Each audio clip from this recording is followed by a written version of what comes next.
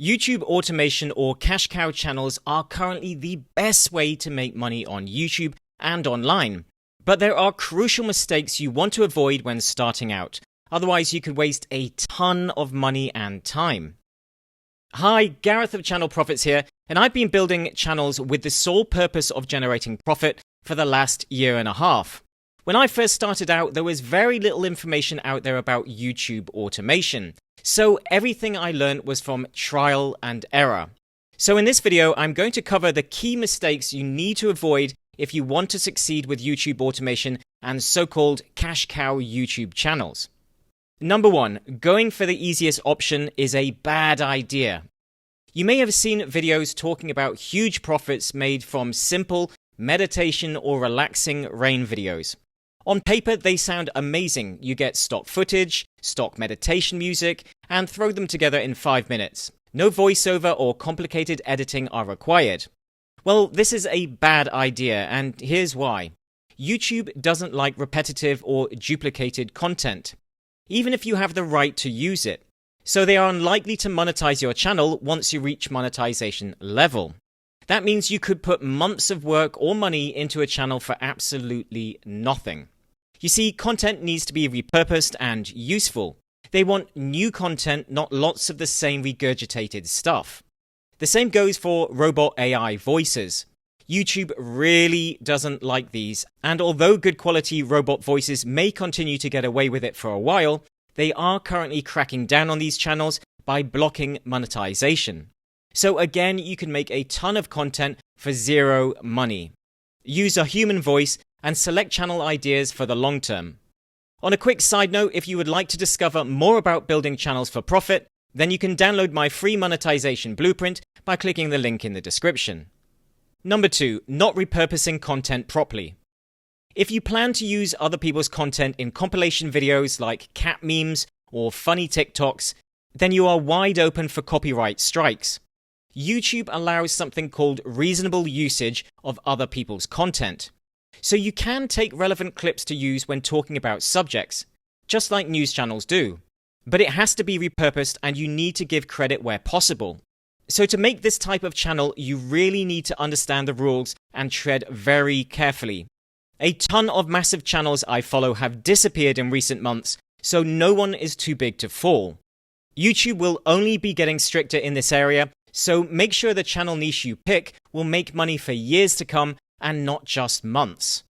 Walking a grey line can be very profitable, but will always be risky. Number 3, picking a crappy niche. If you want to make money, then keep it simple. Go where the money is. You want high CPM niches where you get paid more. You want to pick niches where there is enough demand for videos to go viral. Check to see if there are already people making over $10,000 per month, and you want to create videos that will have evergreen topics so you can make passive income for years to come, or trending videos so you can make money faster for shorter periods. A good example of evergreen would be travel, and a trending channel could be celebrity news. Number 4, have at least some interest in the niche. If you are outsourcing the content, then you don't need much interest, but you do need some. You are still going to be watching videos and researching content. Curiosity in that niche will allow you to go deeper and understand your audience better. So don't just pick a niche you don't care about because it's profitable. Number 5, don't overthink. Remove your ego and need for things to be perfect. They don't. I had crappy videos that went big when starting out. Videos will improve as your channel and your team or skills improve. Remember, this is about making money first. I found that when I'm too invested in a channel and each video that gets published, then growth dramatically slows. A degree of quality is important, but quantity is much more important in the beginning. You can create fewer but better videos later on when your channel explodes. Number 6, the 80-20 rule of YouTube. There's a saying we have in marketing when writing sales copy. Sell them what they want, but give them what they need.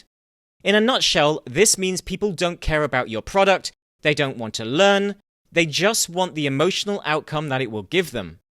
YouTube is the same. You may want your videos to help people and teach them, but I've found that these videos never do that well. These videos rarely go viral. So 80% of your content needs to be hooking, entertaining, and making people want to watch more. When they have stuck around your channel for a while, they may want the deeper stuff. So you can have 20% educational for them, but no more. Relationship channels are a good example of this. I found content that entertains, is controversial, or that sparks emotion are the videos that go big, where videos that give people real tools to use in their lives underperform. Though the people that did watch them really enjoyed them and the likes and comments were very high. So they can be important for your channel, but just won't grow it as much. Number 7. They scale too quickly. More is not better. Build and maximize your channel's profit before expanding. 2 large channels with multiple revenue streams is far better than 12 small channels making little money. You're going to have to manage and oversee the growth of all of these channels. If you expand too quickly, then your profit will go down as you either can't cope with the workload or have to give away profit hiring someone to help. Number 8. Not outsourcing soon enough. Not everyone will outsource in the beginning. I know I didn't. But at some point, you need to see this as a business and be willing to have less profit in the short term to have more in the long term. If you don't outsource or start spending your profits, you are doing yourself and your business a disservice. It can be hard to let go of control, but you can only go so far alone. Remember, this is a business and not your baby.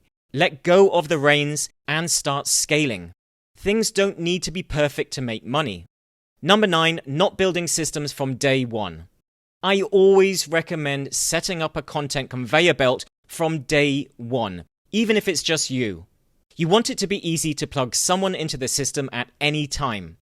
The best way to do this is with a project management tool. I use ClickUp, but there are many other tools out there. These allow you to map out your content and give limited access to workers as and when you need them. Plan for growth, and when it happens, you'll be glad you did. If you would like to know more about building channels for profit, then you can get my free 90-day monetization blueprint by clicking the link in the description. Any questions, just ask in the comments below. Otherwise, I'll see you inside the next training video.